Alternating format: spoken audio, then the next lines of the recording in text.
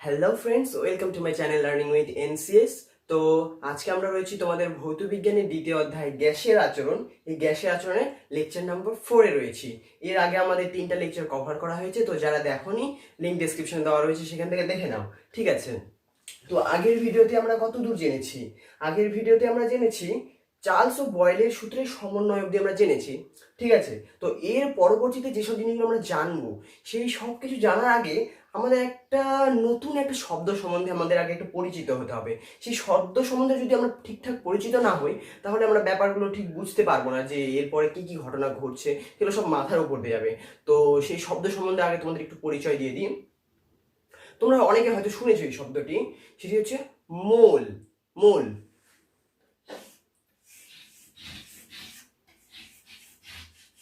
মোল এই মোল আসলে কি? তো সোজা ভাষায় বলতে গেলে মোল কিছুই নয়। মোল হচ্ছে একটা সংখ্যা। মোল শুধুমাত্র একটা সংখ্যা। যেমন তোমরা শুনেছো ডজন, ডজন কথাটি শুনেছো। তারপরে হ্যাঁ, 1 ডজন কলা, 2 ডজন কলা। তো এই ডজন বলতে আমরা কতটা জানি? মানে 12টা। হ্যাঁ, যদি বলি 1 ডজন কলা দাও, অর্থাৎ কত? 12টি কলা দাও। 2 ডজন কলা দাও, অর্থাৎ 24টি কলা দাও। ঠিক সেই রকমই আরো একটা শব্দের সঙ্গে আমরা পরিচিত রয়েছি, সেটি হচ্ছে হালা। অনেকে যখন ডিম নিতে যায় বলে 1 হালা ডিম দাও, কি 1 হালা ডিমের দাম কত। তো এইভাবে ডিমের ক্ষেত্রে হালা শব্দটি ব্যবহার হয়। হালা অর্থাৎ 4। হ্যাঁ, হালাটিও একটা সংখ্যাকে নির্দেশ করে। ঠিক তেমনি এই যে মোল রয়েছে, এই মোলটিও একটি সংখ্যাকে নির্দেশ করে। সেই সংখ্যাটি কত? মোল সমান সমান 1 মোল সমান সমান হয় 1 মোল সমান সমান হয় 6.022 ইন্টু 10⁻23। তাহলে দেখি এটা একটা হিউজ সংখ্যা, অর্থাৎ অনেক বড় সংখ্যা। 6.022, ঠিকই আছে, ইন্টু 10⁻23। তাহলে ভাবো কত বড় একটা সংখ্যা। তো যেমন আমি বললাম ডজন, হালা। ডজন কথাটি আমরা কলার ক্ষেত্রে ব্যবহার করি, হালাও কলার ক্ষেত্রে ব্যবহার করা হয়, ডিমের ক্ষেত্রে ব্যবহার করা হয়। তো এই যে সংখ্যাটি রয়েছে, আমি যদি বলি আমাকে 1 মোল কলা দাও, অর্থাৎ 1 মোল কলা মানে কত? 6.022 ইন্টু 10⁻23। এতগুলো কলা দাও। আমার কাছে 2 মোল চক রয়েছে, এই চক দেখতে পাচ্ছ, 2 মোল চক রয়েছে, অর্থাৎ এই 6.022 ইন্টু 10⁻23 ইন্টু 2, এতগুলি চক আমার কাছে রয়েছে। তাহলে এই মোল কি? মোল আসলে কিছুই না, মোল হচ্ছে একটা সংখ্যা। তা আমি যখনই বলবো যে 1 মোল এত, 2 মোল এত, অর্থাৎ যেটাই বলবো সেটা হচ্ছে এতগুলো রয়েছে, এটা মাথায় ধরে নিতে হবে। অর্থাৎ মোল অর্থাৎ এই সংখ্যা। ঠিক আছে, তো এই সংখ্যার আরেকটি নাম রয়েছে, সেই আরেকটি সংখ্যার নাম হচ্ছে অ্যাভোগ্যাড্রো সংখ্যা। অ্যাভোগ্যাড্রো সংখ্যা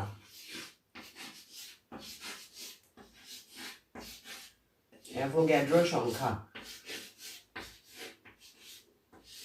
এই সংখ্যাকে বলা হয় অ্যাভোগাড্রো সংখ্যা, অর্থাৎ 6.022 ইন্টু 10⁻23।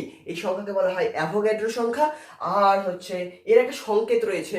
তো বলতে গেলে আমরা দেখছি যে বিভিন্ন যখন টার্ম শিখছি, সেগুলোকে একটা সংকেত দ্বারা প্রকাশ করা হচ্ছে। ঠিক সেরকম এই যে অ্যাভোগাড্রো সংখ্যাটি রয়েছে, এই সংখ্যাকে একটা সংকেত দ্বারা নির্দেশ করা হয়। সেই সংকেতটি হচ্ছে ক্যাপিটাল এন।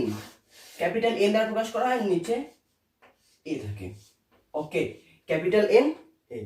তো এন দ্বারা প্রকাশ করা হচ্ছে এই মোল সংখ্যাকে, অর্থাৎ অ্যাভোগাড্রো সংখ্যাকে। তো আমরা জেনে গেলাম মোল কি। ঠিক আছে, তো এবার একটা জিনিস দেখো, আমি বললাম ডজন, ডজন কথাটি ব্যবহার করা হয় কলার ক্ষেত্রে। আবার হালার কথা বললাম, হালা কোথায় ব্যবহার করা হয়? হালা ব্যবহার করা হয় তো 1 হালা ডিম, 2 হালা ডিম, 1 হালা কলা। হ্যাঁ, কলার ক্ষেত্রেও ব্যবহার করা হয়। ঠিক সেরকম এই যে মোল শব্দটি রয়েছে, এটাও একটা সংখ্যা। তো এই মোল শব্দটি কোথায় ব্যবহার করা হয়? হ্যাঁ, মোল শব্দটি মূলত ব্যবহার করা হয় গ্যাসের ক্ষেত্রে। তাহলে আমি যদি বলি 1 মোল গ্যাস, তাহলে ব্যাপারটা শুনতে কিরকম লাগছে? যে 1 মোল গ্যাস মানে 6.022 গ্যাস রয়েছে। না, গ্যাস তো একটা আয়তন জুড়ে থাকে, গ্যাস আবার সংখ্যায় কি করে হবে? তো যখনই আমি বলবো 1 মোল গ্যাস, তখনই সেই 1 মোল বলার সঙ্গে সঙ্গে তোমাদের ভেবে নিতে হবে যে গ্যাসটা কি দ্বারা গঠিত। গ্যাসের মধ্যে অনেকগুলি ছোট ছোট কণা রয়েছে। সেই কণাগুলি অবিরাম চারিদিকে নিজস্ব ইচ্ছা মতো গতিতে ঘুরে বেড়ায়, তাদের গতিশক্তি তীব্র হয়, নিজের মধ্যে আকর্ষণ বল কম হয়। তো সেই যে গ্যাসের কণাগুলি রয়েছে, সেগুলো কি? সেগুলি আসলে গ্যাসের অণু। একটি নির্দিষ্ট গ্যাসের ক্ষেত্রে গ্যাসের অনেকগুলি অণু থাকে, যারা চারিদিকে ছুটোছুটি করে। তো আমি যখনই বলবো 1 মোল কার্বন ডাই অক্সাইড গ্যাস কিংবা 1 মোল অক্সিজেন গ্যাস, তো যখনই আমি বলছি 1 মোল অক্সিজেন গ্যাস, তখনই তোমাদের বুঝে নিতে হবে এখানে আমি সেই পরিমাণ অক্সিজেনের কথা বলছি যে পরিমাণের মধ্যে 1 মোল অক্সিজেন অণু রয়েছে। 1 মোল অর্থাৎ 6.022 ইন্টু 10⁻23টি অক্সিজেন অণু রয়েছে। তো এটাকে অনেকে এইভাবেও বলে যে আমি বলছি 1 মোল অক্সিজেন, তো এটাকে অনেকে এইভাবে বলে যে 1 মোল অণু অক্সিজেন, 1 মোল অণু অক্সিজেন, অর্থাৎ সেই পরিমাণ অক্সিজেন যাতে 1 মোল পরিমাণ অণু রয়েছে। তো 1 মোল অণু অক্সিজেনও বলতে পারো কিংবা 1 মোল অক্সিজেনও বলতে পারো। তাহলে আমরা কি জানছি, এই যে মোল শব্দটি রয়েছে মোল, তো এটি ব্যবহার করা হয় গ্যাসের ক্ষেত্রে, অর্থাৎ আমরা এই মোল দ্বারা গ্যাসের পরিমাণকে বোঝাচ্ছি। ঠিক আছে, তো আরো দুটো টার্ম তোমরা জানতে হবে। তো এটা তোমরা ভিডিও পজ করে লিখে নাও, আমি মুছে দিচ্ছি।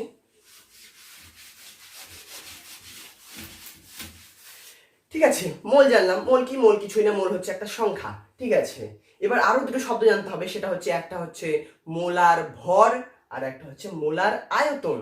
তো মোলার ভর সম্বন্ধে আগে আমরা জানি, একটু বেশি বড় হয়ে যাচ্ছে লেখা।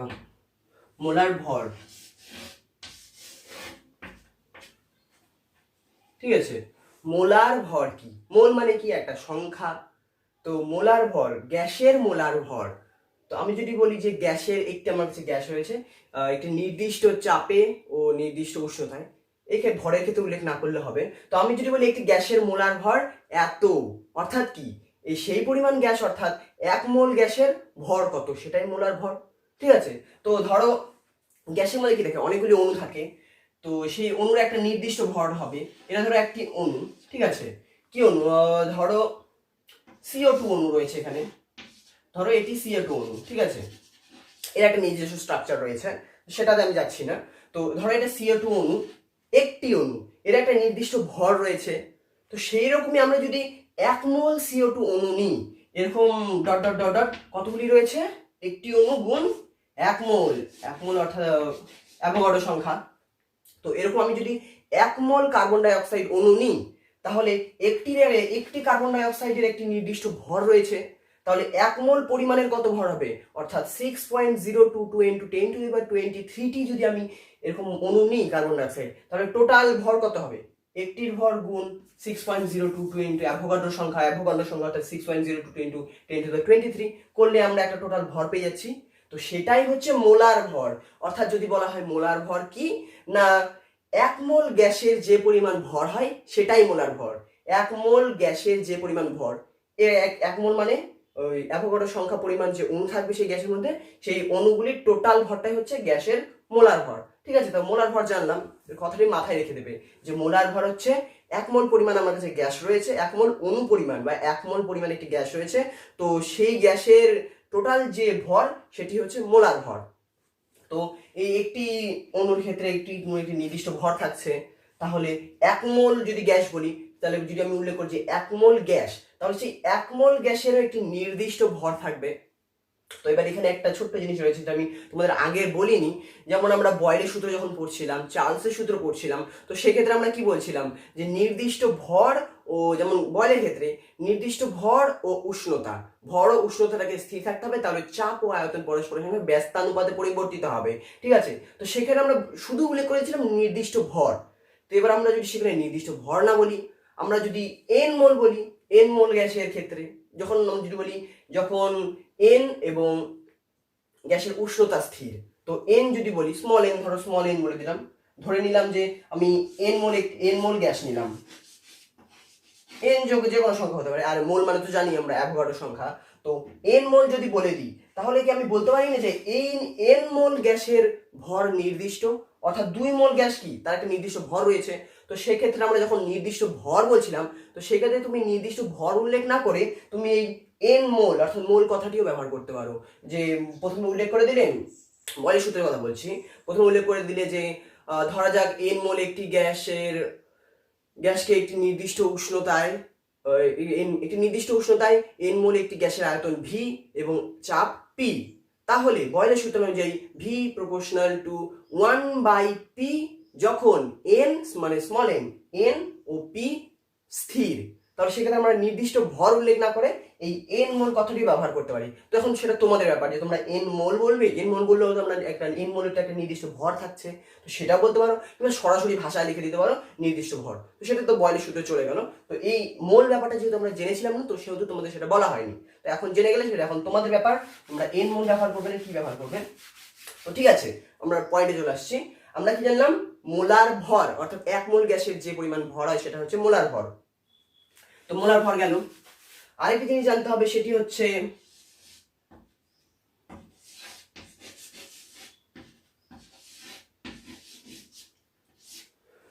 মোলার আয়তন। মোলার ভর জানলাম, মোলার আয়তন। মোলার আয়তন কি? মোলার আয়তন কি?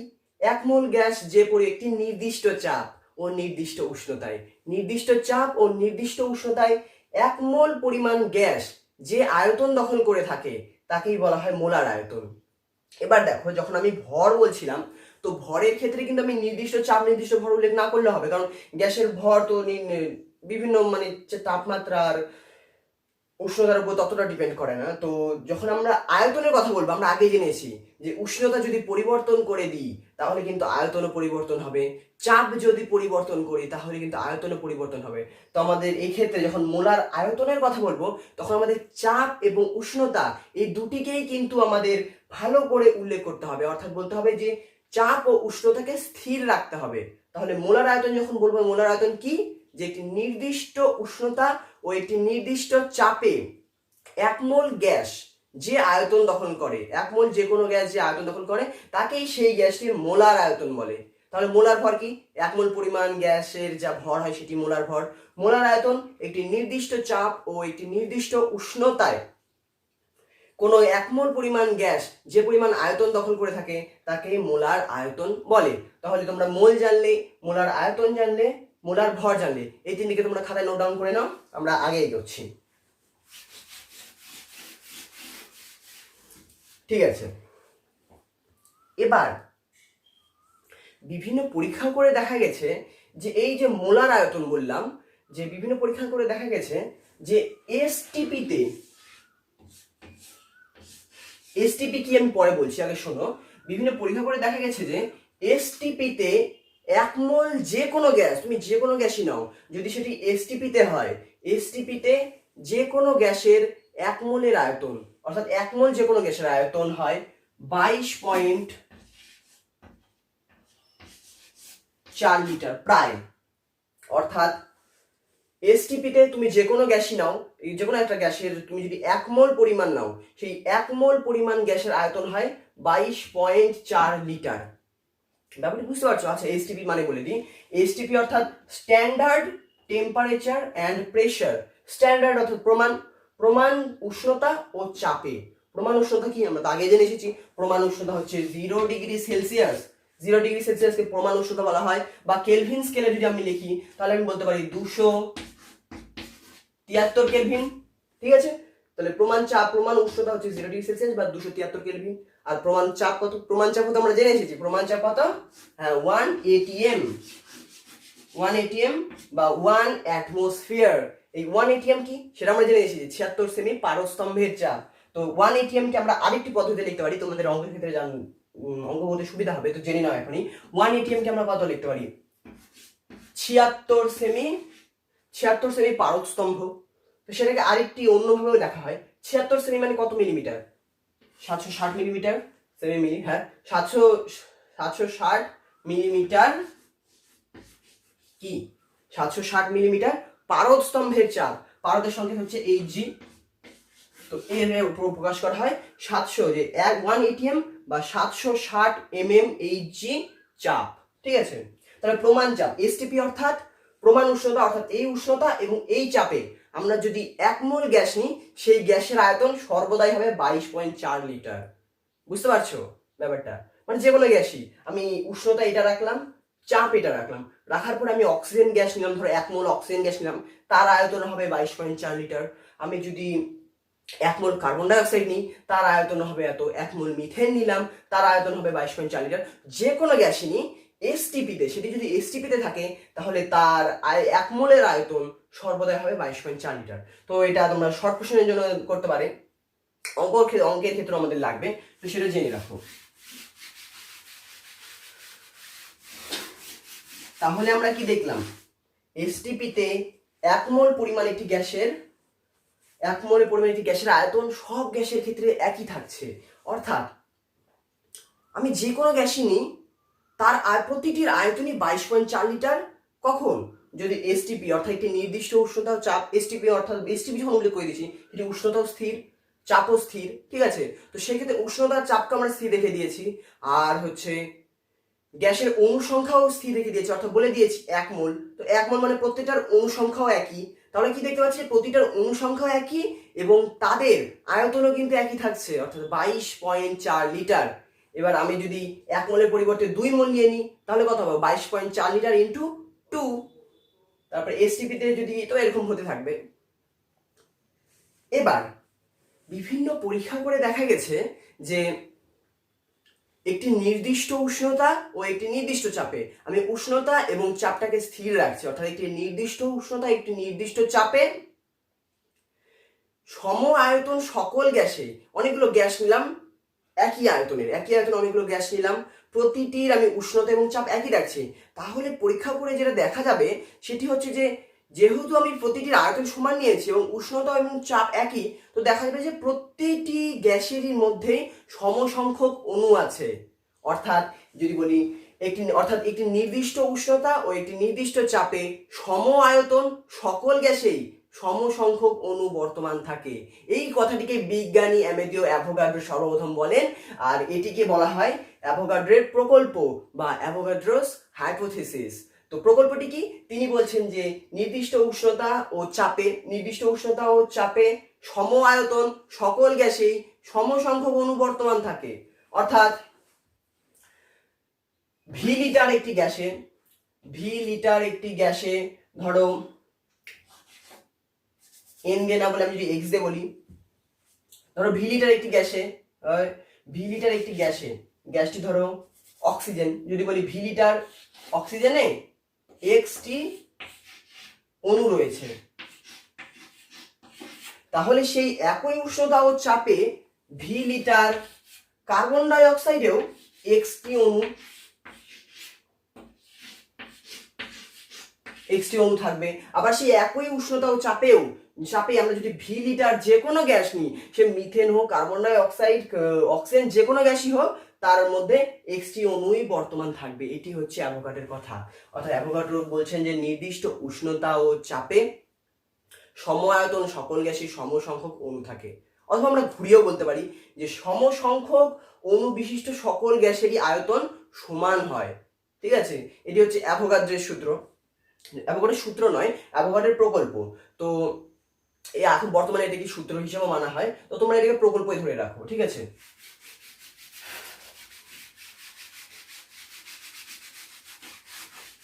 এটাকে প্রকল্প বলা হচ্ছে কারণ হচ্ছে অ্যাভোগাড্রো যখন এই সূত্রটি বলে, তো এটা তিনি তেমন প্র্যাকটিক্যালি তো কোনো উদাহরণ দিয়ে তিনি তেমন প্রমাণ করতে পারেননি। তো জাস্ট তিনি একটি বেশ কিছু পরীক্ষা করেন, তার থেকে তার একটি ধারণা আসেন। তো সেখানে তিনি একটি হাইপোথিসিস দেন যে বলেন যে স্থির উষ্ণতা ও চাপে সম আয়তন সকল গ্যাসে সমসংখ্যক অণু বর্তমান থাকে। তো যেহেতু তিনি একটা হাইপোথিসিস দিলেন, তো সেহেতু এটাকে বলা হয় প্রকল্প। এবার একটা জিনিস এখানে লক্ষণীয়, সেটা হচ্ছে আমরা কি দেখছি, নির্দিষ্ট উষ্ণতা ও চাপে সম আয়তন সকল গ্যাসে, নির্দিষ্ট আয়তনে একটি গ্যাস নিলাম, সম আয়তন সকল গ্যাসে সমসংখ্যক অণু থাকে। ঠিক আছে, মানে ধরো ভি লিটার আয়তন রয়েছে আর এর মধ্যে অণু রয়েছে এন মোল। এন যে কোনো সংখ্যা হতে পারে, 1 2 3 4 যে কোনো সংখ্যা হতে পারে। ঠিক আছে, এন মোল অণু রয়েছে। তো এবার বিভিন্ন পরীক্ষার দ্বারা দেখা যাচ্ছে যে এন মোল অণু থাকার ফলে যদি এর আয়তন ভি হয়, ঠিক আছে, আর উষ্ণতা ও চাপ যদি আমরা একই রাখি, তাহলে দেখা যাচ্ছে আমরা যদি এন মোলকে আমরা 2n করে দিই, অর্থাৎ অণুর সংখ্যা যদি আমরা ডবল করে দিই, দেখা যাচ্ছে যে আয়তনও ডবল হয়ে যাচ্ছে। তো এই পরীক্ষার দ্বারা বোঝা যাচ্ছে যে গ্যাসের অণুর সংখ্যার সঙ্গে গ্যাসের আয়তন সমানুপাতে পরিবর্তিত হয়। অর্থাৎ অনেকগুলো অণু চলে আসলো, আয়তন ডবল হয়ে গেল, অণু অর্ধেক হয়ে গেল, আয়তনও অর্ধেক হয়ে গেল, চাপ ও উষ্ণতা কিন্তু একই। ঠিক আছে, তো এবার এটি কেন হচ্ছে, তো সেই উত্তরটি আমি তোমাদের রেখে দিচ্ছি, তোমরা একটু ভাববে বুঝে যাবে যে চাপ ও উষ্ণতা আমি একই রাখছি, তার ফলে অণু একই রাখছি, তার ফলে একটি নির্দিষ্ট পরিমাণ অণুর জন্য একটা নির্দিষ্ট আয়তন রয়েছে। এবার অণুর সংখ্যার পরিবর্তন হলে আয়তনও পরিবর্তিত হয় সমানুপাতে। কেন? তো তোমরা যদি জানা থাকে ডেসক্রিপশন বলি কেন, কমেন্টে জানাবে, আর যদি না পারো তো জিজ্ঞেস করবে, আমি পরের ভিডিওতে জানিয়ে দেবো। খুবই বেসিক একটা জিনিস, তোমরা পেয়ে যাবে। তো আমরা কি দেখছি যে গ্যাসের অণুর সংখ্যা আয়তনের সঙ্গে সমানুপাতে পরিবর্তিত হচ্ছে, অর্থাৎ গ্যাসের অণুর সংখ্যার সঙ্গে সমানুপাতে পরিবর্তিত। অণুর সংখ্যা ধরলাম n মোল, ঠিক আছে, ধরে নিলাম। যখন উষ্ণতা এবং চাপ এই দুটি স্থির থাকবে, উষ্ণতা এবং চাপ স্থির, temperature and pressure is constant. Okay, তাহলে ভি আর এন অর্থাৎ গ্যাসের আয়তন তার অণুর সংখ্যার সঙ্গে সমানুপাতিক থাকছে। তো এবার আমরা এটাকে কি লিখতে পারি একটু দেখো তোমরা ভালো করে। ভি সমানুপাতিক উঠে আমরা একটি ধ্রুবক নিতে পারি কে স্মল এন, বা এনটাকে এদিকে আনলাম ভি বাই স্মল এন সমান কে, অর্থাৎ ভি বাই এন সর্বদা ধ্রুবক থাকবে। এটা কি আমরা এইভাবে লিখতে পারি না? দেখো তো, আমরা যদি দুটি ভিন্ন কন্ডিশন নিই, যে যখন আয়তন ভি ওয়ান তখন ধরো মোল সংখ্যা n1, এবার আমরা মোল সংখ্যা n2 করে দিলাম, তাহলে আয়তন কি হবে? v2 হয়ে যাবে। তো সেক্ষেত্রে আমরা দেখছি যে v বাই n সর্বদা ধ্রুবক থাকছে। তাহলে কি আমরা এরকম লিখতে পারি না যে v1 বাই n1, অর্থাৎ প্রাথমিক v1 বাই n1 যদি করি, আর যদি n1 পরিবর্তিত করে n2 করে দিই, n1 পরিবর্তন করে n2 করে দিলাম, তাহলে আয়তন কি হয়ে যাবে? v2। এবার তো অ্যাভোগাড্রোর এই সূত্রটি বলে দিচ্ছে যে ভি বাই এন সবসময় কনস্ট্যান্টই থাকবে, তাহলে প্রাথমিক ভি বাই এন আর অন্তিম ভি বাই এনও সমান হবে। ঠিক আছে, এই সমীকরণটি তোমাদের নোট ডাউন করে নাও। এখান থেকে বেশ কিছু শর্ট কোশ্চেন করে, 1 নম্বরও করে, অনেক সময় 2 নম্বরও করে। যেমন বলে দিবে কি ধরনের শর্ট কোশ্চেন, শোনো খুবই সোজা। কি দেখছি যে আয়তন এবং অণুর সংখ্যা পরস্পর সমানুপাতিক। তো এরকম বলবে যে একটি নির্দিষ্ট উষ্ণতা ও চাপে n মোল গ্যাসের আয়তন যদি ভি লিটার হয়, তাহলে n/2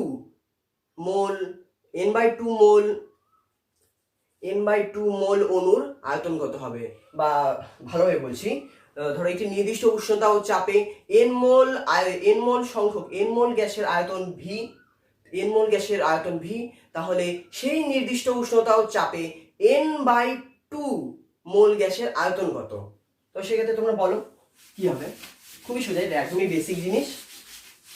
যে কি বলছে, n মোল গ্যাসের আয়তন ভি হলে n/2 গ্যাসের আয়তন কত? সোজা, আমরা জানি n আর ভি পরস্পরের সমানুপাতিক, তাহলে n অর্ধেক হয়ে গেছে, অর্থাৎ ভিও অর্ধেক হয়ে যাবে v/2। এবং শর্ট কোশ্চেন করে বা বলে যে আমরা যদি গ্যাসের মোল সংখ্যা যদি দ্বিগুণ করে দিই, তাহলে তার আয়তনে কি পরিবর্তন হবে? মোল সংখ্যা দ্বিগুণ করলে, মোল সংখ্যা 2n করলে আয়তন 2b হয়ে যাবে, কারণ এটা পরস্পরের সমানুপাতিক। তবে এরকম শর্ট কোশ্চেন করে, তো সেক্ষেত্রে তোমরা যে আগে সূত্রটি দিলাম সেটা দিয়ে করে দিতে পারো। হ্যাঁ, তাহলে আমরা অ্যাভোগাড্রোর সূত্র জানলাম, অ্যাভোগাড্রোর সূত্রের আমরা গাণিতিক রূপে জানলাম যে গ্যাসের আয়তন তার মোল সংখ্যার সঙ্গে সমানুপাতে পরিবর্তিত হয়।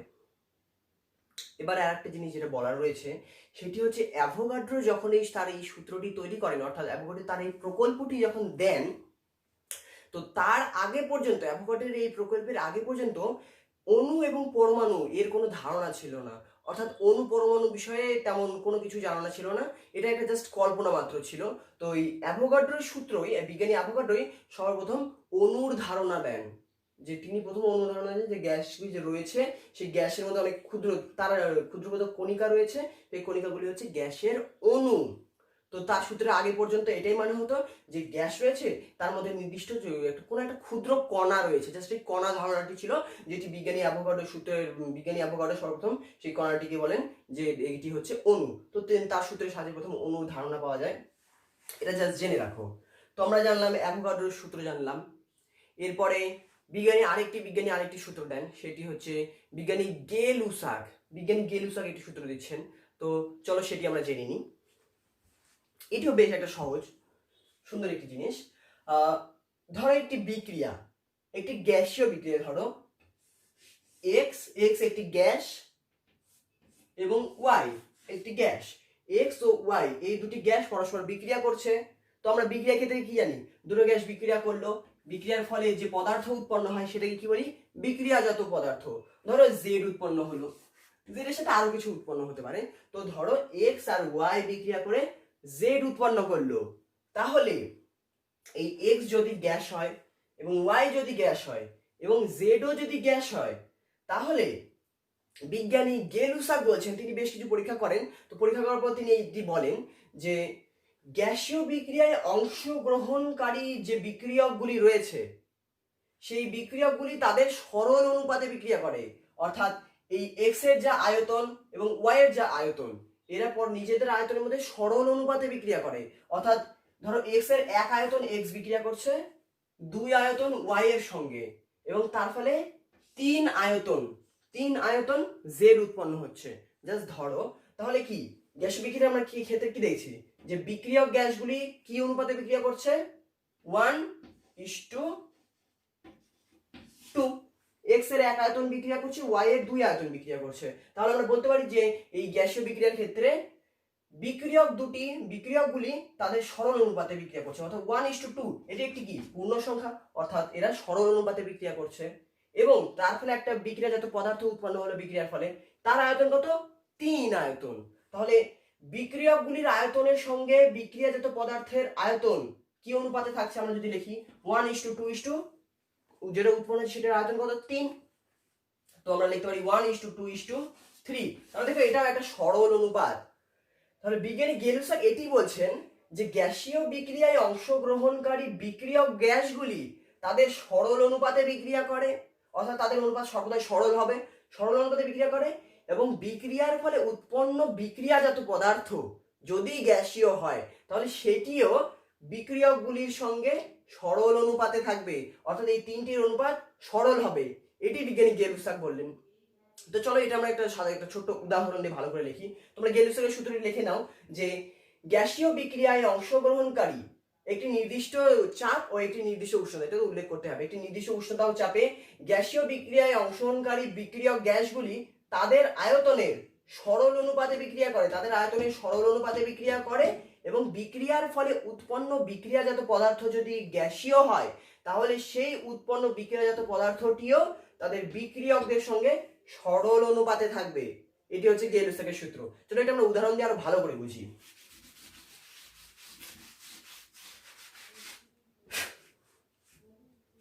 একটা উদাহরণ নিচ্ছি।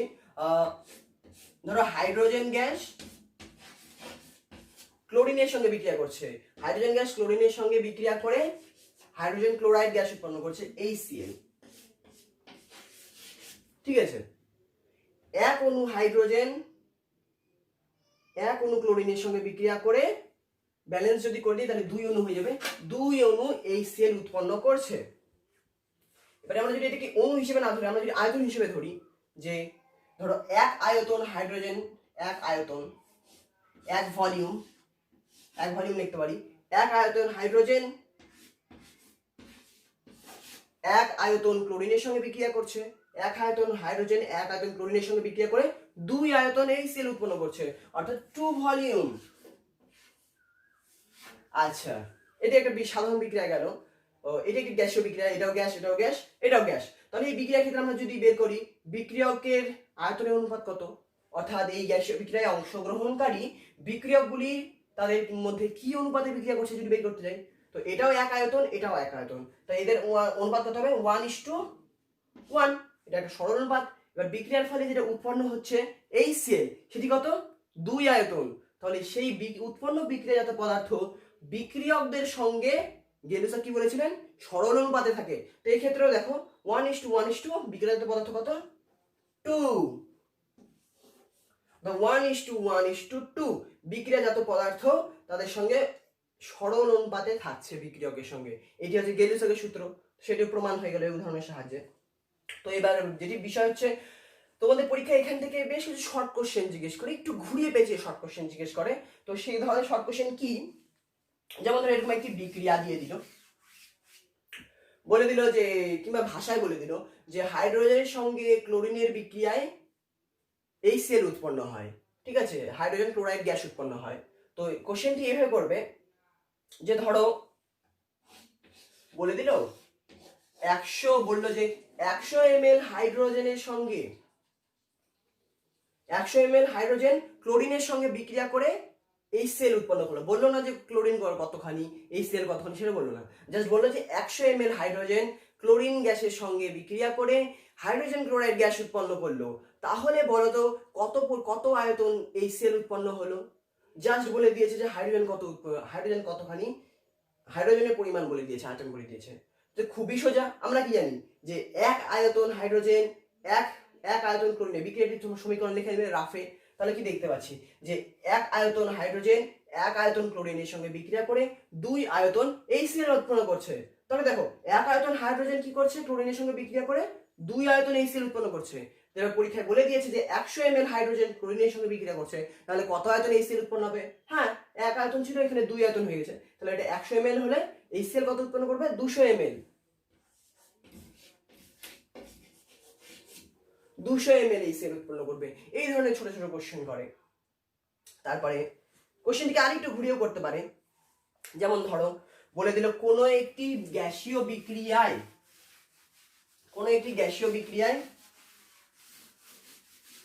দুটি বিক্রিয়ক রয়েছে এবং বিক্রিয়াজাত পদার্থ একটি, এবং তাদের বিক্রিয়কের সঙ্গে বিক্রিয়াজাত পদার্থের অনুপাত 1:2:3। এটি কি সরল অনুপাত? এর গেলুসাক বলে দিয়েছে যে সরল অনুপাতেই থাকবে যদি গ্যাস হয়। তাহলে দেখো যে 1:2:3 বলে দিয়েছে যে বিক্রিয়ক এবং বিক্রিয়াজাত পদার্থের মধ্যে আয়তনের অনুপাত। তাহলে যদি বলে যে প্রথম বিক্রিয়ক ধরো বলে দিল x, যে কোনো কিছু, প্রথম বিক্রিয়কটির আয়তন যদি 2 লিটার হয়, তাহলে বিক্রিয়াজাত পদার্থের আয়তন কত? সোজা, প্রথম বিক্রিয়ক কত? 1। তাহলে প্রথম বিক্রিয়কের আয়তন 2 লিটার হলে বিক্রিয়াজাত পদার্থের আয়তন কত? 2 লিটার। 3 × 6 লিটার হয়ে গেল। এই ধরনের ঘুরিয়ে ফিরে ছোটখাটো কোশ্চেন করে। আচ্ছা, তাহলে আমরা কি জানলাম? গেলুসাকস ল। বিজ্ঞানী গেলুসাক বলছে যে গ্যাসীয় বিক্রিয়ায় অংশগ্রহণকারী বিক্রিয়ক গ্যাসগুলি তাদের আয়তনের সরল অনুপাতে বিক্রিয়া করে, এবং বিক্রিয়ার ফলে উৎপন্ন বিক্রিয়াজাত পদার্থ যদি গ্যাসীয় হয়, তাহলে সেই বিক্রিয়াজাত পদার্থ বিক্রিয়কগুলির সঙ্গেও সরল অনুপাতে থাকে, অর্থাৎ তাদের আয়তনের অনুপাত সর্বদাই সরল থাকবে। এবার ভাবো যে আয়তন সবসময় সরল অনুপাতে কেন থাকছে? তো সেই ব্যাপারটিকে ব্যাখ্যা করা যায় আবার অ্যাভোগাড্রোর সূত্রের সাহায্যে গেলুসাকের সূত্রটাকে ব্যাখ্যা করা যায়। চলো সেটা আমরা একটু জেনে নিই। এটা তোমাদের সাধারণত পরীক্ষায় জিজ্ঞেস করে না, কিন্তু জেনে নিই যে অ্যাভোগাড্রোর সূত্রের সাহায্যে কিভাবে আমরা ব্যাখ্যা করতে পারি এই গেলুসাকের সূত্রটিকে। চলো শুরু করা যাক। সেক্ষেত্রে আমরা একটা বিক্রিয়া ধরে নিচ্ছি, এগোলে সুবিধা হবে। কি বিক্রিয়া করি? চলো, আমরা যদি মিথেন গ্যাসকে বায়ুতে পোড়াই, ঠিক আছে, খোলা বাতাসে যদি পোড়াই, অর্থাৎ অক্সিজেনের সাহায্যে বারণ করছি, তাহলে মিথেন প্লাস অক্সিজেন সেটি কি উৎপন্ন করে? কার্বন ডাই অক্সাইড প্লাস জল উৎপন্ন করে, CO2 প্লাস H2O। মিথেনকে যদি আমরা অক্সিজেনে পোড়াই, অর্থাৎ বায়ুতে পোড়াই, তাহলে সেটি কার্বন ডাই অক্সাইড উৎপন্ন করে এবং জল উৎপন্ন করে। এবার ইন্টারেস্টিং জিনিসটি দেখো, মিথেন গ্যাস, অক্সিজেন গ্যাস, কোনো ব্যাপার না। বিক্রিয়াজাত পদার্থ কার্বন ডাই অক্সাইড, ঠিক আছে, আর যে জল উৎপন্ন হচ্ছে, জলটা কিন্তু গ্যাস হয় না, সেই জলটি হয় লিকুইড। তাহলে গেলুসাকস ল বলেছেন যে গেলুসাকের ল সবসময় গ্যাসের জন্য প্রযোজ্য। এটা ধরে নাও যে শর্ট কোশ্চেনের জন্য গেলুসাকের ল কিন্তু সবসময় গ্যাসীয় বিক্রিয়ার ক্ষেত্রে প্রযোজ্য, অন্য কোনো বিক্রিয়ার ক্ষেত্রে হবে না। তাহলে শেষে আমরা যে জল পাচ্ছি সেটা কিন্তু লিকুইড। তাহলে যখন আমরা গেলুসাকের লটি এখানে খাটাবো, তখন কিন্তু এই H2O-টাকে আমরা বাদ দিয়ে আমরা শুধু কার্বন ডাই অক্সাইডকে নেবো।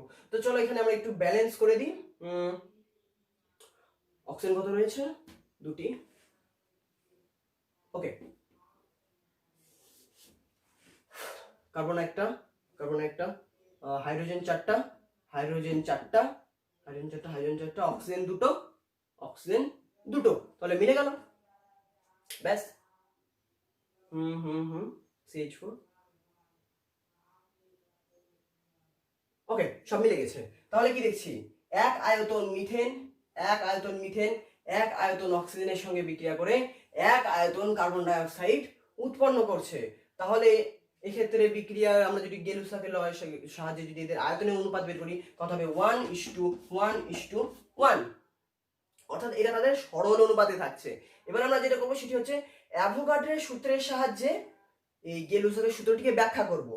তো এই সমীকরণটি নিলে একটু বেশি কঠিন হয়ে যাবে, তো তোমাদের একটু বুঝতে অসুবিধা হবে। এটা তোমাদের জানালাম শুধু এই উদাহরণটি দেওয়ার জন্য যে লিকুইড বিক্রিয়াজাত পদার্থ যদি গ্যাসীয় না হয় তাহলে সেক্ষেত্রে গেলুসাকের সূত্র খাটবে না। অর্থাৎ যদি একটি গ্যাসীয় থাকে সেক্ষেত্রে ধরে নেবো, আর যদি একটিও গ্যাসীয় না হয় তাহলে সেক্ষেত্রে গেলুসাকের ল প্রযোজ্য হবে না, অর্থাৎ প্রয়োগ করা যাবে না সেক্ষেত্রে গেলুসাকের ল। তো ধরো একটি বিক্রিয়া x + y সমান সমান হচ্ছে z, এটি একটি বিক্রিয়া। তো ধরলাম এ পরিমাণ, আয়তন কত? আয়তন নয়, ধরলাম এ একটি গ্যাস, এ গ্যাস, হ্যাঁ গ্যাসের নামই ধরে নিচ্ছি, x একটি গ্যাস, y একটি গ্যাস, এই দুটো গ্যাস বিক্রিয়া করে z গ্যাস উৎপন্ন করছে। তো ধরলাম এবার অ্যাভোগাড্রো কি, অ্যাভোগাড্রো অণুর ধারণা দিয়েছেন, তিনি বলছেন যে গ্যাসীয় বিক্রিয়ায় যে মেইন যে যারা বিক্রিয়া অংশগ্রহণ করেন তারা হচ্ছে অণু। তো ধরলাম এ সংখ্যক স্মল এ, ঠিক আছে, স্মল এ সংখ্যক x অণু, স্মল এ সংখ্যক x অণু, স্মল বি সংখ্যক y অণু, গ্যাসের অণু, ঠিক আছে, y আবার লিখছি কেন, স্মল এ সংখ্যক x অণু, স্মল বি সংখ্যক y অণুর সঙ্গে বিক্রিয়া করে স্মল সি সংখ্যক z অণু উৎপন্ন করছে, ঠিক আছে। আচ্ছা তাহলে এবার বলো তো এই এ সংখ্যক x অণু, বি সংখ্যক y অণু এবং সি সংখ্যক z অণুর আয়তন কত হবে? তাহলে আমরা যদি এই সংখ্যক অণু বিশিষ্ট x এর আয়তন, এই বি সংখ্যক অণু বিশিষ্ট y এর আয়তন, সি সংখ্যক অণু বিশিষ্ট z এর আয়তন যদি বের করে দিই এবং তাদের আয়তনের যদি অনুপাত বের করি, তাহলে তখন আমরা দেখবো যে সরল অনুপাত পাচ্ছি কিনা। যদি সরল অনুপাত পেয়ে যাই তাহলে গেলুসাকের সূত্র সঠিক রয়েছে, অর্থাৎ অ্যাভোগাড্রোর সূত্রের সাহায্যে আমরা সেক্ষেত্রে ব্যাখ্যা করতে পারবো গেলুসাকের সূত্রকে। তাহলে কি করে করব, যে এই সংখ্যক যে এক্স অণু রয়েছে এর আয়তন কত, এটি আমরা কি করে জানবো? তো যেহেতু আমরা কিছুই জানি না সেক্ষেত্রে আমরা একটা জিনিস ধরে নিতে হবে, যে ধরে নিচ্ছি, এখানে লেখা ধরি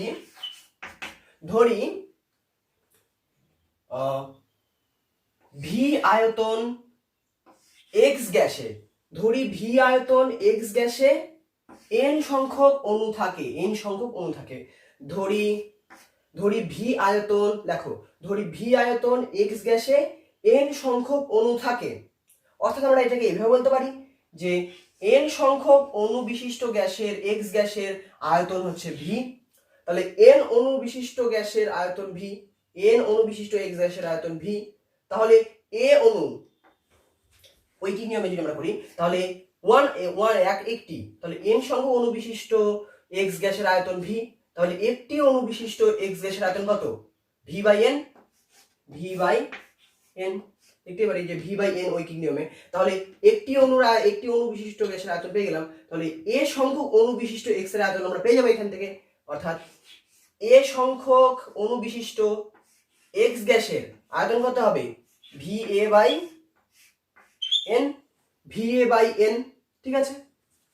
তাহলে দেখো এই পদ্ধতিতে আমরা যে এটা ধরে নিলাম, ধরার ফলে আমরা এই a সংখ্যক অণু বিশিষ্ট x গ্যাসের আয়তন পেয়ে যাচ্ছি, সেটি কত? va by n।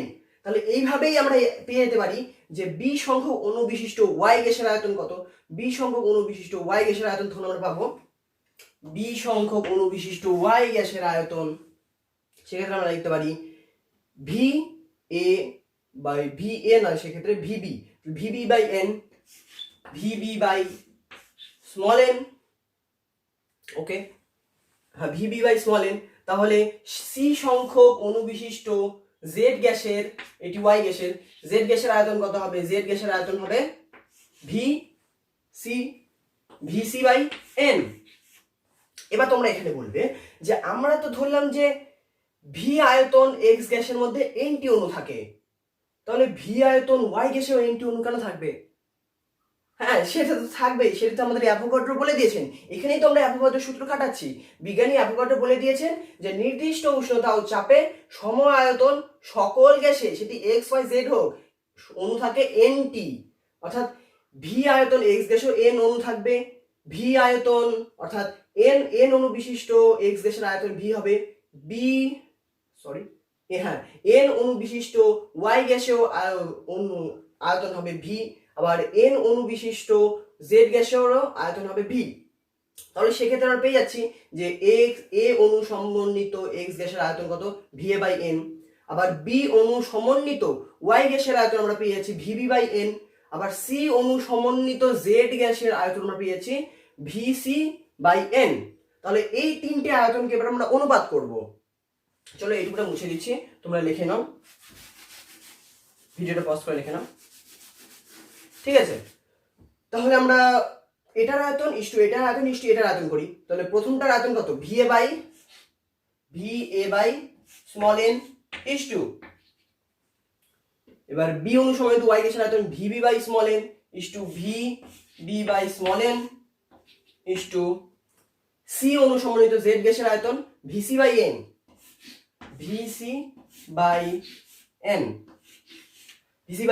তাহলে দেখো n কেটে যাচ্ছে, V তাহলে দেখো VN আমরা ধরেছিলাম, ধরা জিনিসগুলো কেটে যাচ্ছে। তাহলে শেষ পর্যন্ত আমরা অ্যান্সার কি পাচ্ছি অনুপাত আমরা পাচ্ছি A/B/C। তাহলে দেখো অ্যাভোগাড্রো কি বলেছিল? এ হচ্ছে একটি সংখ্যা, অর্থাৎ অণুর সংখ্যা। সেই সংখ্যাটি তো নিশ্চয়ই অণুর সংখ্যা পূর্ণ সংখ্যা হবে, অণু তার অর্ধেক হতে পারে না, অণু সবসময় একটি গোটা অণু হয়। তো সেক্ষেত্রে এ সংখ্যক অণু, অর্থাৎ এ একটি পূর্ণ সংখ্যা। তাহলে A/B/C পেয়ে যাচ্ছি আমরা আয়তনের অনুপাত। আয়তনের অনুপাত পাচ্ছি A/B/C, অর্থাৎ বলতে পারি যে বিক্রিয়ক এবং বিক্রিয়াজাত পদার্থের আয়তন সরল অনুপাতে থাকে। তাদের অণুগুলি যেহেতু পূর্ণ সংখ্যা ছিল, তাহলে এই অণুগুলির অনুপাত হচ্ছে আয়তনের অনুপাত। তাহলে আমরা বলতে পারি আয়তন সরল অনুপাতে থাকে, অর্থাৎ বিক্রিয়কগুলির সঙ্গে বিক্রিয়াজাত পদার্থের আয়তন সরল অনুপাত বজায় রাখে। এটি হচ্ছে গে-লুসাকের সূত্র। তাহলে আমরা অ্যাভোগাড্রোর সূত্রের সাহায্যে গে-লুসাকের সূত্রকেও আমরা ব্যাখ্যা করতে পারি। তাহলে চলো আমরা আজকে শিখলাম অ্যাভোগাড্রোর সূত্র, গে-লুসাকস ল। এই দুটি সম্বন্ধে তোমাদের কোনো যদি একটা ছোট সামান্য যদি কোনো প্রশ্ন জাগে মনে, কিংবা কোথাও যদি বুঝতে অসুবিধা হয়, কিংবা তোমাদের কোনো যদি উপদেশ থাকে, তোমরা কমেন্টে জানাতে পারো, আমি অবশ্যই রিপ্লাই দেবো, কিংবা সেটি ঠিক করার চেষ্টা করবো। তো চলো আগে এগোই। ঠিক আছে, তাহলে এই পর্যন্ত আমরা কি কি সূত্র জানলাম? বয়লের সূত্র জানলাম, চার্লসের সূত্র জানলাম, আমরা জানলাম হচ্ছে অ্যাভোগাড্রোর সূত্র, গে-লুসাকস ল জানলাম। তো গে-লুসাকসের ল এর তো গাণিতিক যেমন কিছু নেই, গে-লুসাকস জাস্ট বলছেন যে তারা সরল অনুপাতে বিক্রিয়া করে, গ্যাসীয় বিক্রিয়ায় অংশগ্রহণকারী বিক্রিয়ক গ্যাসগুলি এবং উৎপন্ন বিক্রিয়াজাত পদার্থ বিক্রিয়কের সঙ্গে সরল অনুপাতে থাকে। গেল। তো এবার আমরা কি করেছিলাম? বয়লের সূত্র এবং চার্লসের সূত্র যখন শিখেছিলাম, তাদের একটা সমন্বয় করে দিয়েছিলাম। তো ঠিক আজকে আবার জানলাম অ্যাভোগাড্রোর সূত্র, তার গাণিতিক রূপ জানলাম, যেটি হচ্ছে V প্রপোর্শনাল টু V সমানুপাতিক স্মল n। স্মল হচ্ছে n হচ্ছে মোল সংখ্যা, n মোল যেটা আমরা ধরেছিলাম। তো চলো লিখি, সেই তিনটাকে আমরা এখন সমন্বয় করে দেখি তো কি হয়। তো চলো উপরে হেডিং করো যে বয়েল, চার্লস ও অ্যাভোগাড্রো সূত্রের সমন্বয়। তো এবার চলো শুরু করি। দেখো বয়েলের সূত্র অনুযায়ী V প্রপোর্শনাল টু 1/P, যখন কন্ডিশন কি? উষ্ণতা T, এখানে ক্যাপিটাল দিয়ে ধরছি, কেলভিনে ধরছি, যাতে আমরা চার্লসের সূত্রকে ব্যবহার করতে পারি। উষ্ণতা T ও n স্থির। তোমরা n আগে ভাষায় একটু লিখে নেবে, যে ধরি T কেলভিন উষ্ণতায় n মোল গ্যাসের আয়তন V এবং চাপ P। এই ভাষাটি লিখে নাও এক লাইন। তারপর লেখো বয়লের সূত্র অনুযায়ী V প্রপোর্শনাল 1/P, যখন T ও n স্থির। আবার চার্লসের সূত্র অনুযায়ী V প্রপোর্শনাল টু T, টেম্পারেচারের সঙ্গে সমানুপাতিক, টেম্পারেচার কেলভিন টেম্পারেচার, অর্থাৎ কেলভিন উষ্ণতা। চার্লসের সূত্র অনুযায়ী V প্রপোর্শনাল T কখন? চার্লসের সূত্রের কন্ডিশন হচ্ছে যখন আমরা চাপকে স্থির রাখবো, P ও n যখন স্থির, P ও n স্থির। আর অ্যাভোগাড্রোর সূত্র কি বলছেন? অ্যাভোগাড্রোর সূত্র বলছে যে V proportional to small n, অর্থাৎ যেটা অণুর সঙ্গে আমরা ধরেছিলাম, n মোল অণু ধরেছিলাম। তাহলে V প্রপোর্শনাল টু n কখন? তিনি বলে দিয়েছেন যে উষ্ণতাকেও পরিবর্তন হওয়া চলবে না ও চাপকেও পরিবর্তন হওয়া চলবে না। উষ্ণতা এবং চাপ দুটি যখন স্থির থাকবে। তাহলে বয়লের সূত্র অনুযায়ী এটা পাচ্ছি, চার্লসের সূত্র অনুযায়ী এটা পাচ্ছি, আর অ্যাভোগাড্রোর সূত্র অনুযায়ী এটা পাচ্ছি। তো চলো এই তিনটে, দেখো বা পাশে তিনটেরই V রয়েছে, তাহলে চলো এইগুলো আমরা সমন্বয় করে দিই। তাহলে এই তিনটে সমন্বয় করলে কি পাবো? এই সাইডটা আমি মুছে দিচ্ছি, ঠিক আছে? এই তিনটে সূত্রের যদি সমন্বয় লিখি, তোমরা এখানে 1 নাম্বার, 2 নাম্বার, 3 নাম্বার করে দাও। দেখো 1, 2 ও 3 নং সমীকরণের সমন্বয় করে পাই। তো সমন্বয় করে আমরা কি পাবো? আমরা পাবো V সমানুপাতিক, প্রথমটাতে কি রয়েছে? 1/P, প্রথমটাতে রয়েছে 1/P, দ্বিতীয়টাতে রয়েছে শুধু T, তাহলে গুণন T। তারপর এটা রয়েছে V প্রপোর্শনাল N, অর্থাৎ গুণন N, গুণ N। ওকে, পরের লাইনে এগোই, বা ভি সমানুপাতিক লিখতে পারি এনটি বাই পি। সমানুপাতিক চিহ্ন উঠিয়ে দিয়ে আমরা একটা সমানুপাতিক ধ্রুবক নিব। সেই ধ্রুবক কি? ভি সমান সমান K into N T by P. P নিচে রয়েছে, পিটাকে আমরা এই বাদিকে নিয়ে চলে আসি। পিভি, পিভি সমান সমান কে এন টি। তাহলে আমরা আলটিমেটলি কি পাচ্ছি? বয়েল চার্লস ও অ্যাভোগাড্রো সূত্রের সমন্বয় করে আমরা পাচ্ছি পি সমান সমান কে এন টি। এটি হচ্ছে সমন্বয়। এবার এখানে একটা জিনিস যেটা লক্ষণীয়, সেটি হচ্ছে এই সাইডে মুছে দিচ্ছি, ঠিক আছে? আমরা ভিডিও পজ করে বাকিটা লিখে নেবে। এই যে এখানে আমরা একটা সমানুপাতিক ধ্রুবক ব্যবহার করলাম কে, এই সমানুপাতিক ধ্রুবকটি 1 মোল গ্যাস, অর্থাৎ এন কে যদি আমরা 1 করে দিই, অর্থাৎ 1 মোল গ্যাসের ক্ষেত্রে এই কে এর মান সকল গ্যাসের ক্ষেত্রে একই হয়। তুমি যে কোনো গ্যাসই নাও, সেটা যদি 1 মোল গ্যাস নাও, সেক্ষেত্রে এই কে অর্থাৎ সমানুপাতিক ধ্রুবকের মান সবার ক্ষেত্রে একই হয়। আর এই কে সমানুপাতিক ধ্রুবকের মান গ্যাসের রাসায়নিক প্রকৃতির উপর নির্ভর করে না, যার জন্য এই সমানুপাতিক ধ্রুবক কে কে একটি নির্দিষ্ট নাম উল্লেখ করা হয়, যেটা আমরা আগের সমন্বয় অর্থাৎ চার্লস ও বয়েলের সমন্বয়ের ক্ষেত্রে উল্লেখ করেছিলাম। সেই কে কে বলা হয় সর্বজনীন গ্যাস ধ্রুবক, অর্থাৎ কে সমান সমান আর লেখা হয়। 1 মোল গ্যাসের ক্ষেত্রে যেহেতু এই সমানুপাতিক ধ্রুবকের মান সব গ্যাসের জন্য সমান, এবং এই সমানুপাতিক ধ্রুবক কে এটি গ্যাসের রাসায়নিক প্রকৃতির উপর নির্ভর করে না, অর্থাৎ তুমি যে কোনো গ্যাস নাও, carbon die oxide, oxygen, methane, ammonia, যে কোনো গ্যাসই নাও, সবার ক্ষেত্রে এই কে অর্থাৎ সমানুপাতিক ধ্রুবকের মান সমান হয়। যার জন্য এই সমানুপাতিক ধ্রুবকে যেহেতু সবার ক্ষেত্রে প্রযোজ্য হচ্ছে, সেই জন্য এই সমানুপাতিক ধ্রুবকে একটি নাম দেওয়া হলো, সেটি হচ্ছে সর্বজনীন গ্যাস ধ্রুবক। গ্যাস ধ্রুবক কারণ এটি আমরা গ্যাসীয় বিক্রিয়ার ক্ষেত্রে এটি প্রযোজ্য, সেই জন্য এটিকে গ্যাস ধ্রুবক বলা হচ্ছে।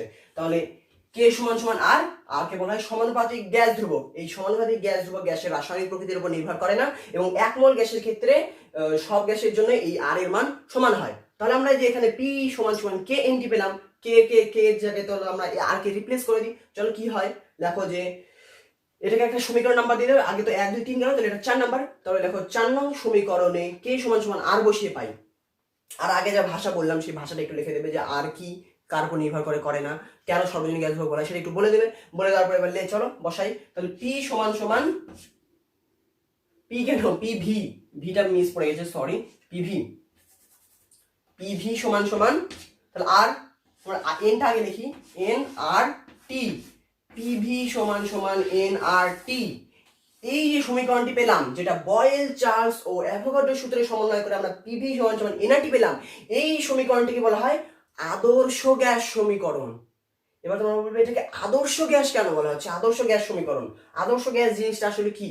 তো আদর্শ গ্যাস ও বাস্তব গ্যাস, এই দুটি গ্যাস সম্বন্ধে আমরা এর পরের ভিডিওতে জানবো, ঠিক আছে? যে আদর্শ গ্যাস আসলে কি, বাস্তব গ্যাস কি, এই দুটি সম্বন্ধে খুব ডিটেইলি খুব ভালোভাবে আলোচনা করবো এর পরের ভিডিওতে। তো আপাতত তোমরা জেনে রাখো যে পিভি সমান সমান এনআরটি যে সমীকরণটি আমরা পেলাম, এই সমীকরণটিকে বলা হয় আদর্শ গ্যাস সমীকরণ। এবার তোমাদের পরীক্ষায় বলতে পারে যে আদর্শ গ্যাস সমীকরণটি প্রতিষ্ঠা করো, 3 নাম্বার দিয়ে দিতে পারে, খুব ঘন ঘনই দেয়। তারপরে এভাবে উল্লেখ করতে পারে যে বয়েল, চার্লস ও অ্যাভোগাড্রো সূত্রের সমন্বয় রূপটি প্রতিষ্ঠা করো, বা তাদের 3টি সূত্রের সমন্বয় করে আদর্শ গ্যাস সমীকরণ প্রতিষ্ঠা করো। তো তোমরা সেটা করে দেবে, হয়ে গেল। তাহলে আমরা সমন্বয়টি জেনে গেলাম। এবার এটি জানার কি সুবিধা হলো? অনেক সুবিধা হলো। এই সঙ্গে আমরা অনেক বাস্তবিক অনেক অঙ্ক সলভ করতে পারবো, অনেক কাজে লাগে এটা। তো চলো আমরা আগে এগোই, সবকিছু সম্বন্ধে আমরা জানবো ধীরে ধীরে। ওকে, ইটস কমপ্লিট। ঠিক আছে, তাহলে পিভি সমান সমান এনআরটি আদর্শ গ্যাস সমীকরণ। পিভি সমান সমান স্মল এন ক্যাপিটাল আর টি, পিভি সমান সমান এনআরটি, যেখানে আর কে বলা হয় সর্বজনীন গ্যাস ধ্রুবক। এই সর্বজনীন গ্যাস ধ্রুবক, ঠিক আছে? তো চলো এবার এটার আমরা একক বের করব। তোমাদের পরীক্ষায় একটা কোশ্চেন খুবই সুন্দরভাবে দেয়, তো যেটার জন্য তোমাদের এটা জানতে হবে, যে বলবে যে 2 নম্বরের কোশ্চেন হয়তো দেবে, বলবে যে মাত্রা বিশ্লেষণের সাহায্যে, এইভাবে বলবে আদর্শ গ্যাস সমীকরণ থেকে মাত্রা বিশ্লেষণের সাহায্যে আর এর একক নির্ণয় করো। আর এর একক অর্থাৎ এসআই ও সিজিএস আমাদের আর এর এককটি নির্ণয় করতে হবে। শুধু সরাসরি বলে তো তোমরা বলে দিতে পারবে, কিন্তু যদি বলে তোমরা যে মাত্রা বিশ্লেষণে এই সমীকরণটি থেকে মাত্রা বিশ্লেষণের সাহায্যে আর এর একক নির্ণয় করো, তো 2 নম্বর কোশ্চেন দিলে সেটা কিভাবে করবে? তো চলো আমরা সেটার দিকে একটু এগোই। তাহলে দেখো পিভি সমান সমান এন আর টি, আর কে আমরা একদিকে রাখবো, এন আর টি কে এদিকে পার করে, তাহলে পিভি বাই এন টি। তাহলে আমরা লিখতে পারি বা আর সমান সমান PV by N T. Okay, PV by N T, PV by N T হয়ে গেল। চলো এবার এখান থেকে খেলা শুরু হবে। এবার এই পিভি বাই এন টি এটাকে আমরা মাত্রা বিশ্লেষণ করব। দেখতে থাকো ধীরে ধীরে, জায়গা হয়তো আসবে না, আমি একটু উপরে দিচ্ছি চক। ওকে, আমরা কি পেলাম, আর সমান সমান PV by NT, PV equals NRT. আচ্ছা এবার এটার মাত্রা বিশ্লেষণ করব, দেখতে থাকো। পি কি, পি অর্থাৎ চাপ, চাপ মানে আমরা কি জানি, বল বাই ক্ষেত্রফল। তাহলে পি এর বদলে আমরা লিখবো বল বাই ক্ষেত্রফল। তোমরা লিখে নাও, তাহলে পি এর বদলে আমরা লিখলাম বল বাই ক্ষেত্রফল, গুণ কি রয়েছে, ভি অর্থাৎ আয়তন। তাহলে বল বাই ক্ষেত্রফল গুণ আয়তন, বল বাই ক্ষেত্রফল গুণ আয়তন। নিচে কি রয়েছে, নিচে রয়েছে এন এবং টি। এন কি, এন তো মোল, মোল সংখ্যা, যেটা আমরা ধরে নিয়েছিলাম এন মোল গ্যাস। তাহলে আমরা এন কে কি লিখতে পারি, মোল, এন এর পরিবর্তে মোল লিখলাম ভাষায়। আর টি কি, টি হচ্ছে উষ্ণতা। ওকে দেখো ঠিক আছে, চলো এবার পরের লাইনে। বল বাই ক্ষেত্রফল, উপরে কি বল, উপরে রয়েছে বল, ক্ষেত্রফল মানে কি, আমরা লিখতে পারি না ক্ষেত্রফল মানে দৈর্ঘ্যের স্কয়ার। ক্ষেত্রফল কি, দৈর্ঘ্য ইনটু প্রস্থ, দুটোই তো হচ্ছে তোমার দৈর্ঘ্য ইনটু প্রস্থ, দুটোই একটি ডিস্টেন্সের মানে কি বলবো, দৈর্ঘ্যেরই রাশি দুটোই। তো সেক্ষেত্রে আমরা লিখতে পারি দৈর্ঘ্য স্কয়ার ক্ষেত্রফলকে, ক্ষেত্রফল সমান সমান দৈর্ঘ্য স্কয়ার। আয়তন সমান সমান কি লিখতে পারি, দৈর্ঘ্যের কিউব লিখতে পারি না আমরা, যে দৈর্ঘ্য ইনটু প্রস্থ ইনটু উচ্চতা, তাহলে তিনটি দৈর্ঘ্যের রাশি। তাহলে বল বাই দৈর্ঘ্যের স্কয়ার ইনটু এদিকে কি রয়েছে আয়তন, আয়তনকে আমরা লিখবো দৈর্ঘ্যের কিউব। তাহলে দেখো দৈর্ঘ্য স্কয়ার দৈর্ঘ্যের কিউব, তাহলে দৈর্ঘ্য স্কয়ার আর দৈর্ঘ্যের কিউব কেটে যাচ্ছে, তাহলে শুধুমাত্র দৈর্ঘ্য পড়ে থাকছে। ঠিক আছে, দৈর্ঘ্য পড়ে থাকছে, ঠিক আছে। তাহলে আর নিচে কি ছিল, মোল ইনটু উষ্ণতা। চলো মোল লিখে দিই, মোল ইনটু উষ্ণতা। দেখো আমরা কিছু করছি না, পি কে চাপ, চাপকে বল বাই ক্ষেত্রফল করে দিলাম, আয়তন লিখে দিলাম বল বাই ক্ষেত্রফলের জায়গায় দৈর্ঘ্য স্কয়ার, আয়তনের জায়গায় দৈর্ঘ্যের কিউব, দৈর্ঘ্য স্কয়ার দৈর্ঘ্যের কিউব কেটে দিলাম, তার ফলে শুধু দৈর্ঘ্য পড়ে থাকলো। তাহলে উপরে একটু মুছে দিচ্ছি। তাহলে আমরা শেষমেশ কি পাচ্ছি, উপরে নিচে তো দৈর্ঘ্য স্কয়ার কেটে গেছে, শুধু দৈর্ঘ্য, তাহলে উপরে পাচ্ছি বল ইনটু দৈর্ঘ্য। তাহলে আমরা সমান সমান লিখতে পারি, আর ছিল এদিকে বল ইনটু দৈর্ঘ্য, তাই তো, হ্যাঁ বল ইনটু দৈর্ঘ্য, আর নিচে ছিল মোল ইনটু উষ্ণতা, মোল ইনটু উষ্ণতা। ঠিক আছে, নিচেটা তোমরা পজ করে লিখে নেবে কি করলাম। ঠিক আছে, তাহলে আমরা এত দূর আসলাম, আমরা দেখছি আমরা পেলাম বল ইনটু দৈর্ঘ্য। এবার এই বল ইনটু দৈর্ঘ্য, এই বল ইনটু দৈর্ঘ্যকেই বলা হয় কার্য বা শক্তি। তাহলে বল ইনটু দৈর্ঘ্যের জায়গায় আমরা লিখতে পারি কার্য বা শক্তি, কার্য বা শক্তি, কার্য বা শক্তি। আর নিচে তো ছিলই মোল ইনটু উষ্ণতা, চলো লিখে দিই মোল ইনটু উষ্ণতা। ঠিক আছে, তাহলে আমরা মাত্রা বিশ্লেষণ করলাম। কার্য বা শক্তি, কার্য আমরা কোথা থেকে পেলাম, বল ইনটু দৈর্ঘ্য। এবার বল ইনটু দৈর্ঘ্য সমান কার্য হয়, এটা হয়তো তোমরা 9-এ জেনে এসেছো বা এরপরে জানবে, তো আমি জাস্ট একটু বলে দিই কার্য কি। কার্য হচ্ছে, কার্য আর শক্তি একই, ঠিক আছে। তো কার্য কি, কার্য হচ্ছে ধরো আমার কাছে হাতেই চকটি রয়েছে, ঠিক আছে, চকটি দেখো, চকটিকে আমি একটি নির্দিষ্ট বল প্রয়োগ করলাম, তার ফলে এটি কিছুটা দূর গেল, একটি নির্দিষ্ট বল প্রয়োগ করলাম, এটি একটি জায়গা থেকে সরে এখানে আসলো, ঠিক আছে। তাহলে আমি একটি বল প্রয়োগ করছি, ধরলাম এফ বল প্রয়োগ করলাম, তার ফলে সে সরলো কতটা, একটা ডিস্টেন্স সরলো, অর্থাৎ দৈর্ঘ্য যেটা সরলো সেটা ধরো এটা কত হবে 10 সেন্টিমিটার। তো ধরো আমি এফ বল প্রয়োগ করলাম, তার ফলে 10 সেন্টিমিটার নড়লো, অর্থাৎ দূরত্ব অতিক্রম করলো। তাহলে আমি বলি যে আমি কতটা কাজ করলাম, সেই কাজ কত, আমি যে পরিমাণ বল দিচ্ছি সেই বল ইন্টু কতটা দূর গেল দৈর্ঘ্য। তাহলে এই যে বল ইন্টু দৈর্ঘ্য এটি হচ্ছে কার্য। তাহলে কার্য বা শক্তি বাই বল ইন্টু উষ্ণতা পেয়ে গিয়েছি। তাহলে এবার এখান থেকে আমরা একক খুব সহজেই বানিয়ে দিতে পারি। চলো একক লিখে দিই। তাহলে আর এর একক দেখো, আর এর একক, আর এর একক কত হবে, প্রথমে লেখো সিজিএস, আমরা আর এর একক লিখি, লেখো সিজিএস পদ্ধতিতে আর এর একক। তাহলে সিজিএস পদ্ধতিতে আর এর একক, তাহলে আগে উপরে কি আছে কার্য, তাহলে কার্যের একক কি, কার্যের একক হচ্ছে সিজিএস পদ্ধতিতে হয় আর্গ, ই আর জি বা আর্গয়রেভ। তাহলে ই আর জি আর্গ, আর্গ লিখলাম, তাহলে উপরে কার্যের একক লিখলাম আর্গ, তাহলে কার্য বাই কি আছে মোল ইন্টু উষ্ণতা, তাহলে আর্গ পার মোল, লেখো এম ও এল, আর্গ পার মোল পার কি রয়েছে উষ্ণতা টি, এটি হয়ে গেল আর এর একক, অর্থাৎ আর্গ পার মোল পার উষ্ণতা বা টি। তো এই পারটাকে এইভাবে স্ল্যাশ না দিয়ে মোলের মাথায় -1, টি এর মাথায় -1, অর্থাৎ ইনভার্স চিহ্ন দেওয়া হয়।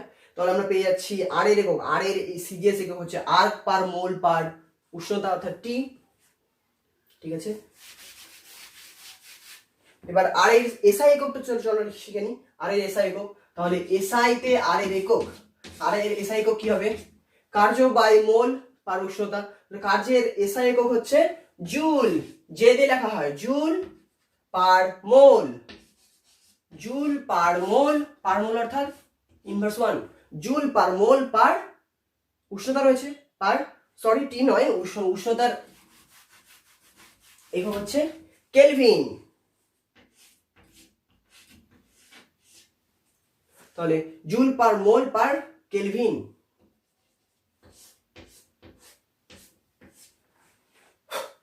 ঠিক আছে, তাহলে আমরা আর এর এসআই একক জানলাম যে আর্গ পার মোল পার কেলভিন, তারপরে আর এর সিজিএস একক জানলাম সেটা হচ্ছে কত, আর এর এসআই একক জানলাম জুল পার মোল পার কেলভিন।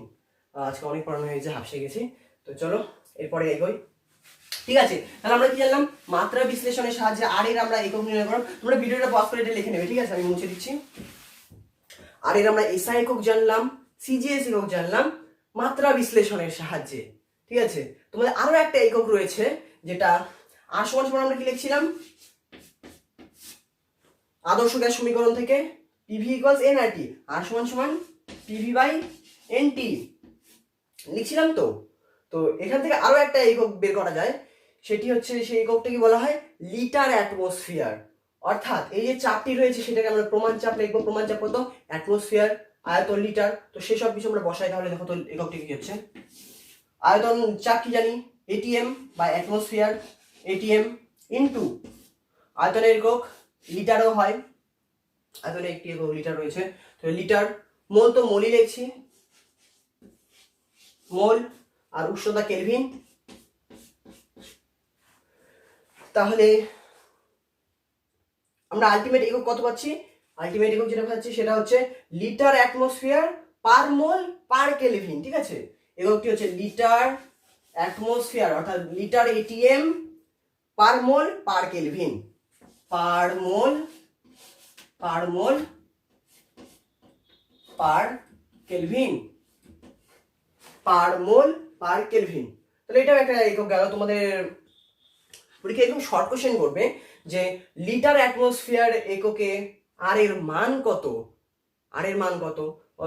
Litre atmosphere. তাহলে এই লিটার অ্যাটমসফিয়ার যে আমরা এককটা বের করলাম এর মান হয়, তোমরা জাস্ট মনে রেখো। তো এটা প্রতিটির মান বসাতে হবে, অ্যাটমসফিয়ার সমান কত হয়, 1 লিটার কত, এগুলোর মান বসিয়ে এর অ্যাভোগাড্রোর সংখ্যা বসাতে হবে। অ্যাভোগাড্রো নয়, এন সমান সমান তোমাদের 1 বসাতে হবে, কারণ 1 মোলের ক্ষেত্রে কে সমান সমান যেহেতু আর হয়। তো এইভাবে বিভিন্ন ক্যালকুলেশন করে একটা মান পাবো। তো মানটা জাস্ট তোমরা মনে রাখো, সেই মানটি হয় 0.0821 লিটার অ্যাটমসফিয়ার এককে আর এর মান 0.0821, এটা পয়েন্ট কিন্তু, ঠিক আছে, 0.0821 litre atmosphere mole per kelvin. তাহলে এগুলোর একক জানলাম, একক জানলাম, মান জানলাম। হ্যাঁ, আর একটা জিনিস বাদ রয়েছে, সেটা হচ্ছে আমরা যে সিজিএস একক জানলাম আর এর, আর এসআই একক জানলাম, এই আর এর সিজিএস এবং এসআই এককের তো মান আমরা জানিনি, তো সেটার মানটা আমি বলে দিচ্ছি, তোমরা নোট ডাউন করে নাও। এসআই তে আর এর মান হয় 8.314 জুল পার মোল পার কেলভিন, 8.314 জুল পার মোল পার কেলভিন। আর সিজিএস এর মান কত হয়, সিজিএস আর এর মান হয় 8.314, একই, শুধু ইনটু 10⁷। সিজিএস আর এর মান 8.314 ইনটু 10⁷ আর্ক পার মোল পার কেলভিন। সিজিএস এর জুলটা হয়ে যাবে আর্ক, বাকি সব একই। এসআই তে জুল পার মোল পার কেলভিন। তাহলে আমরা কি জানলাম, বয়েল সূত্র, চার্লসের সূত্র, অ্যাভোগাড্রোর সূত্র, এই তিনটি সমন্বয় করে আমরা আদর্শ গ্যাস সমীকরণ পেলাম, যেটা হচ্ছে পিভি সমান সমান এনআরটি। সেই পিভি সমান সমান এনআরটি থেকে আমরা আর এর মাত্রা বিশ্লেষণের সাহায্যে আর এর সিজিএস একক বের করলাম, এসআই একক বের করলাম।